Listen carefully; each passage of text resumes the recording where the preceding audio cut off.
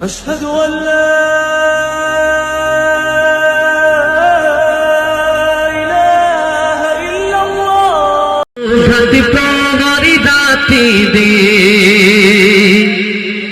तुम्हारी आसमान तुम्हारी जमीन সুপ্রভাতি প্রভারি রাতি দিন সৃজন সবই তব অধীন তুমি অনন্ত তুমি অসীম আল্লাহ গো আল্লাহ আল্লাহ গো আল্লাহ আল্লাহ গো আল্লাহ আল্লাহ গো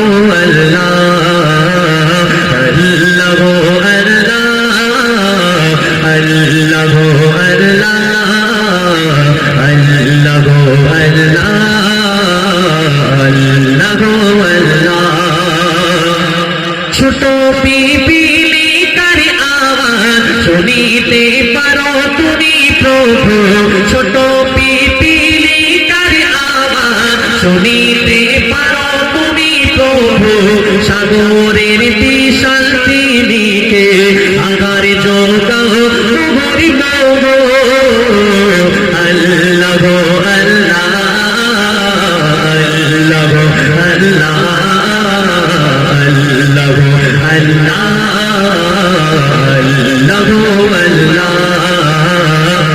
আল্লাহ গো আল্লাহ আল্লাহ গো আল্লাহ আল্লাহ গো আল্লাহ আল্লাহ গো আল্লাহ। কোরআন শরীফের মধ্যে একটি সূরা নিয়েছেন যে সূরার নাম হলো সূরা রহমান। আর এই সূরা রহমানের মধ্যে একটি মাশহুর আয়াত আছে, প্রচলিত আয়াত। সেই আয়াতটি হলো ফাবিআইয়ি আলাই রাব্বিকুমা তুকাজ্জিবান। বলো হে আমার বান্দা সকল, তোমরা আমার নিয়ামতের মধ্যে থেকে কোন নিয়ামতকে অস্বীকার করতে পারো? একটা খুঁজে বার করিয়ে দাও।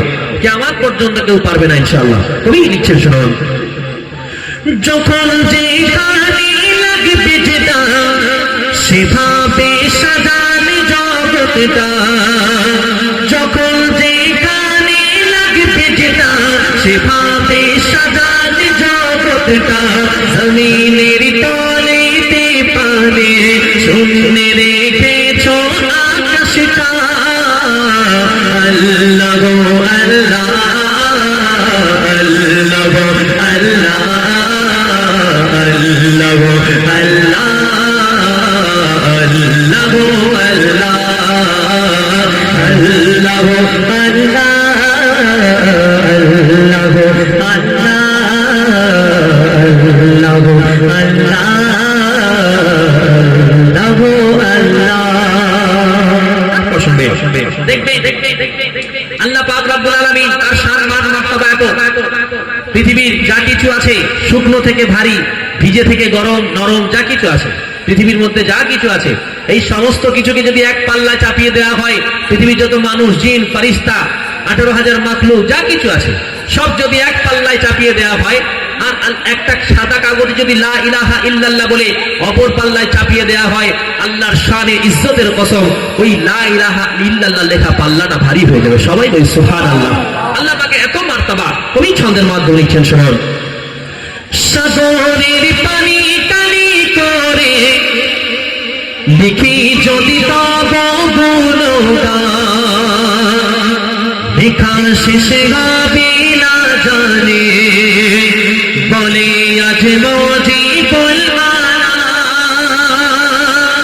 সাগরের পানি কালি করে লিখি যদি তব গুণগান, সাগরের পানি কালি করে লিখি যদি তব গুণগান, লেখা শেষে হবে না জানে বলে আজ মজিবুল মানা। আল্লাহ গো আল্লাহ আল্লাহ গো আল্লাহ আল্লাহ গো আল্লাহ আল্লাহ গো আল্লাহ আল্লাহ গো আল্লাহ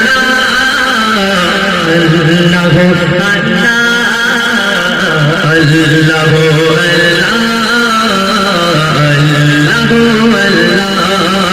তোমার আসমান তোমার জমিন সুপ্রভাতি তোমার রাতি দে, তোমার